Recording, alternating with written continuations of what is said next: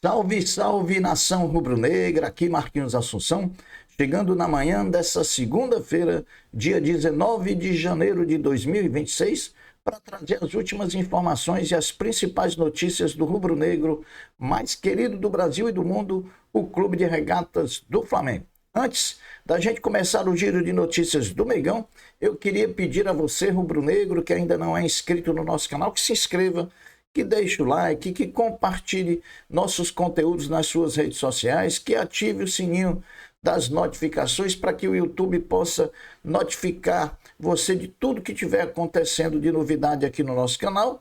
E por fim, que você hype esse vídeo para que a gente possa ter um engajamento maior perante a plataforma. Dito isso, vamos às notícias do Mengão, porque aqui não tem enrolação. Bom, depois de mais um resultado ruim representando o Flamengo no Carioca, o sub-20 do clube gera muitos questionamentos em relação à continuidade ou não da categoria nas disputas do Campeonato Carioca. Muitos colocam que a continuidade do sub-20 contra Vasco e Fluminense, próximos adversários do Flamengo, seria um risco até de tomarmos um resultado vexatório contra os rivais estaduais. Há também quem defenda a utilização de alguns jogadores do profissional numa espécie de time misto, de forma a fortalecer o time, principalmente em relação aos dois clássicos próximos jogos que nós jogaremos. Precisa ver também como fica a situação em relação à cláusula que tem no regulamento, que limita a terceira rodada a utilização de uma equipe que não seja a considerada titular. Flamengo, lembrando que o Flamengo já jogou 3 vezes com o time sub-20. Eu, na minha opinião, entraria com um time misto, né? Pegaria alguns jogadores, principalmente os reservas do profissional, e misturaria com os garotos para jogar essas próximas 2 partidas.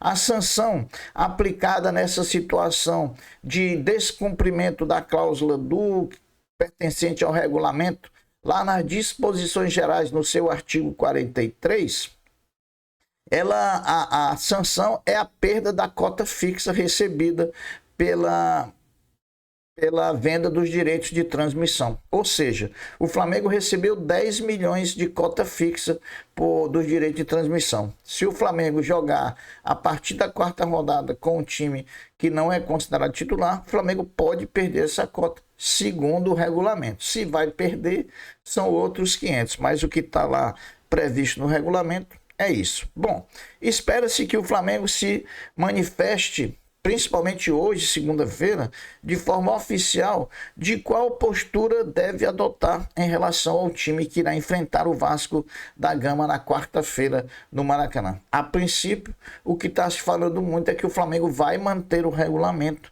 e vai para os jogos contra Vasco e Fluminense com o time sub-20 que vem jogando até então. Bom, e o clássico diante do Vasco da Gama, da próxima quarta-feira, 21h30 no Maracanã, já tem arbitragem definida. O árbitro da partida será Bruno Arleu de Araújo, assistido na bandeira 1 por Thiago Henrique Corrêa e na bandeira 2 por Hugo Filemon Soares Pinto, e o árbitro de vídeo popularmente conhecido como VAR, Rodrigo Carvalhais de Miranda. Sobre o time principal, diria melhor sobre o elenco que está em pré-temporada. Todos folgaram ontem, domingo, e se reapresentarão logo mais, hoje, segunda-feira, às 9 horas da manhã.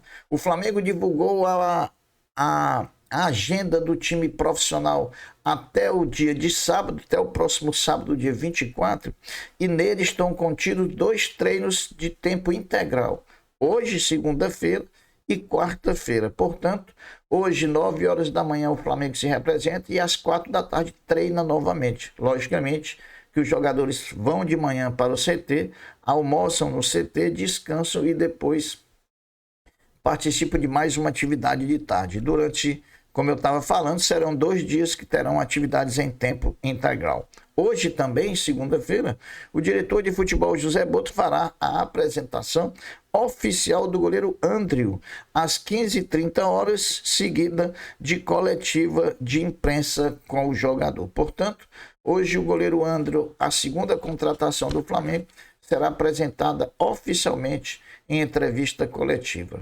Sobre o mercado da bola rubro-negro, ontem, domingo, depois de solucionado a documentação por parte do Santos Futebol Clube, o Atlético Mineiro anunciou oficialmente a contratação do meio-atacante Vitor Hugo, lembrando que o Flamengo mantém ainda 50% dos direitos econômicos do jogador.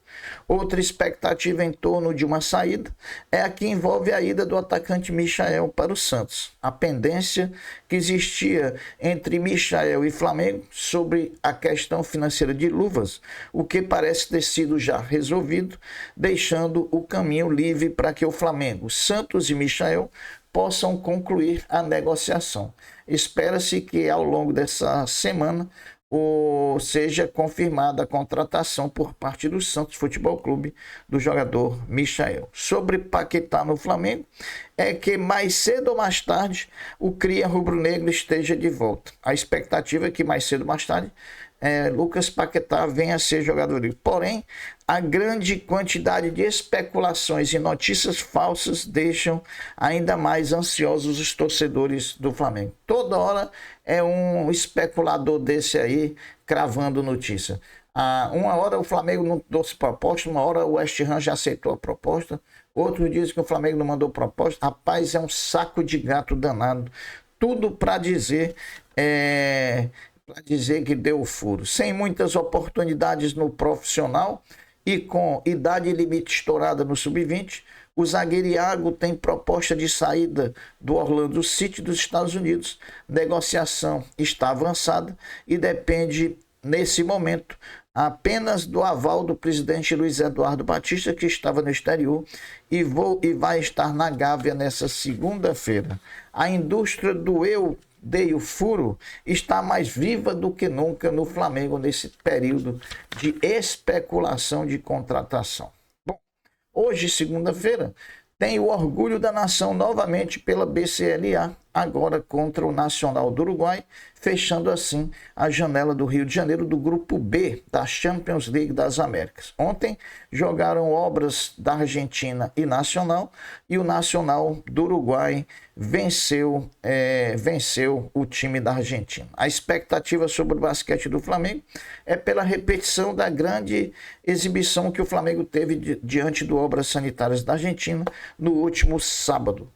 E com a vitória do Nacional do Uruguai sobre o Obras Sanitárias, tanto o Flamengo como o Nacional do Uruguai já garantiram vaga nas quartas de final da competição, tendo que decidir aí só quem será o primeiro e quem será o segundo colocado. Depois de se recuperar da derrota para o Fluminense há 15 dias atrás, o Sesc Flamengo, o vôlei do Mengão, foi a Uberlândia e venceu o Praia Clube por 3-1, confirmando a liderança da Superliga Feminina de Vôlei. Agora, o Sesc Flamengo vira a chave e disputa no dia 23 de janeiro, na próxima sexta-feira, às 18h30, no Tijuca Tênis Clube contra o Paulistano Barueri, as quartas de final da Copa do Brasil Feminina de Vôlei. O Sport TV transmite a partida ao vivo para todo o Brasil. Caso passe pelo Paulistano Barueri, o Sesc Flamengo jogará a semifinal e, quem sabe, uma eventual final no período entre 26 e 28 de fevereiro, na cidade de Londrina, no Paraná, no ginásio Moringão. Depois de optar pela não ampliação do museu do clube e pela instalação de uma rede de academias, o Flamengo informou que o museu fechará temporariamente a partir do dia 1º de fevereiro para a realização de obras de reforço estrutural na sede da Gávea, tendo como último dia de visitação o dia 31 de janeiro próximo. A reabertura, pasmem, meus senhores, está marcada para julho de 2026.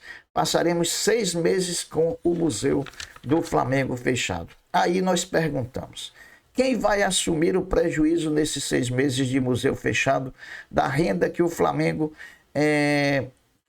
sempre arrecadou com essa visitação?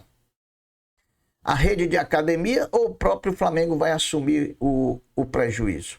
Gostamos muito da administração do presidente Luiz Eduardo Batista, mas acho que aqui nessa situação do museu, o próprio presidente deu um tiro no próprio pé.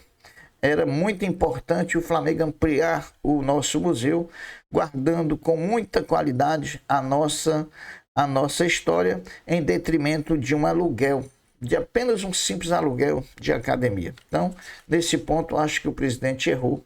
Era para ter feito a ampliação do museu e não ter alugado o espaço para uma rede de academias.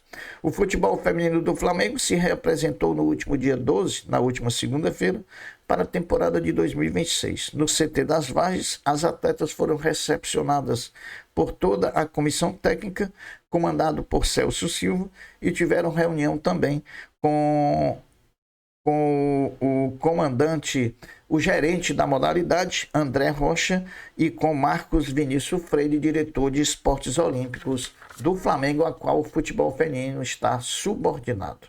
Manda ver, nação. Estão esgotados e comercializados todos os ingressos para a torcida do Flamengo na final da Supercopa Rei do Brasil, contra o Corinthians no dia 1º de fevereiro, um domingo, às 16 horas, no estádio Mané Garrincha, em Brasília. Portanto, a nação já fez a sua parte, já esgotou todos os ingressos disponibilizados para a torcida do Flamengo. E aí, casa cheia, com certeza a torcida do Corinthians também vai esgotar, e nós teremos um estádio bonito, dividido, porém, com a torcida do Flamengo fazendo a maior festa, como sempre fez. Eu sou o Marquinhos Assunção. Essa é uma segunda-feira, dia 19 de janeiro de 2026, e essas são as notícias do Flamengo. Eu me despeço aqui, deixando uma até breve, uma até logo, dizendo fiquem todos com Deus, porque eu sempre estou com ele. Saudações rubro-negras. Fui. Tchau.